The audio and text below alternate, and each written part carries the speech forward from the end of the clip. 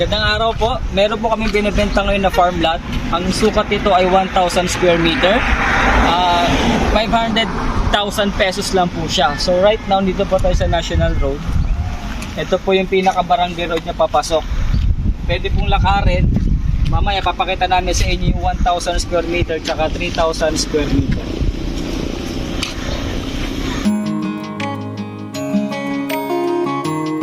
Yon, dito po tayo sa Barangay Road. Yan, from the National Highway. Pwede pong lakarin lang. So nandun na po yung property. Yan po, malapit po dyan sa Pulang Bubong. Yan. So ganyan po yung surrounding po dito, mapuno. At malapit lang po ito sa beach resort. Yan, malapit na po ito sa property. Yan po, kasama natin sila owner. Itutur po nila tayo sa property nila. So yan po, malapit na. Wala pang 2 minutes. Yan, malapit na po tayo. So nandito po tayo sa property. Ayan po, yung may fence po dyan, makikita nyo dikit po dyan. Ayan po, dire-diretso po papunta po doon sa may mga puno po. So ang lapit lang po niya sa National Highway.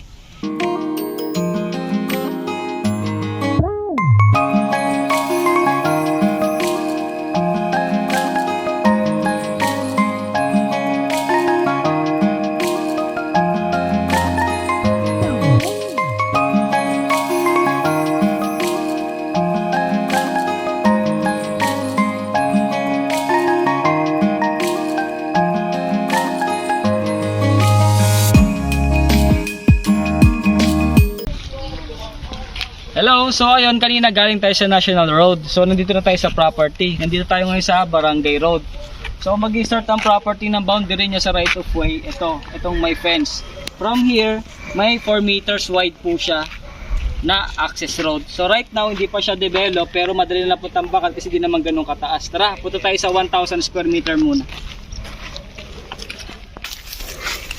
So ngayon, nandito na tayo sa dulo ng fence. Galing tayong Barangay Road. So from here sa dulo, dito na mag-i-start yung 1,000 square meter. Yan, kapag ganun siya. Siyempre sa lot plan makikita nyo, katabi nyo yung 3,000 square meter. Ngayon makikita nyo mapuno, sa likod ng puno na yan may irrigation sa tabi ng 3,000 square meter. Tignan natin, silipin natin yung mga dulo nya. So ito po yung property, yung may fence po dyan po mag-i-start yung 1,000, mahati po dito, tapos ito na po yung 3,000 square meter. Ayan, nakita po natin kanina doon may irrigation pero hindi siya active na irrigation, so walang worry kung baba man o hindi kasi nga hindi ganon ka-active irrigation niya pero may mga tubig naman konti lang. Ang kagandahan lang po nito, kung makikita niyo po yung truck na pula na yan, dyan na po yung National Road, napakalapit lang. Kanina naglakad kami, wala pang mga 3 minutes, nandito na kami sa property.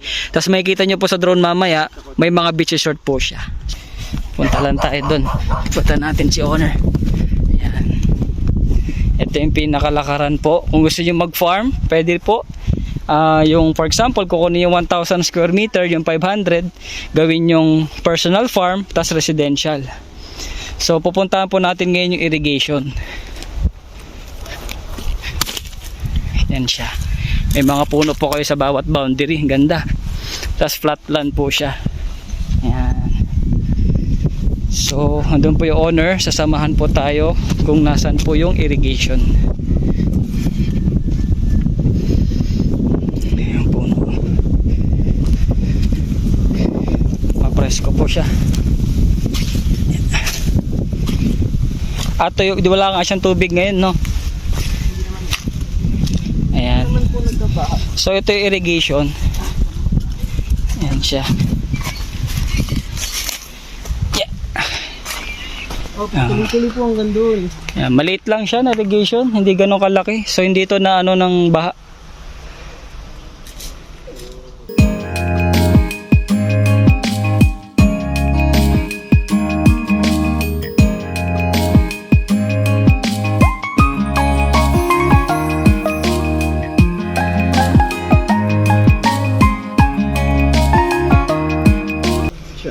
May puno. Hanggang saan po? Tawid po? Balag pa sa irrigation yung 3,000? Hindi, dito lang boundary niya. Po? Ayan.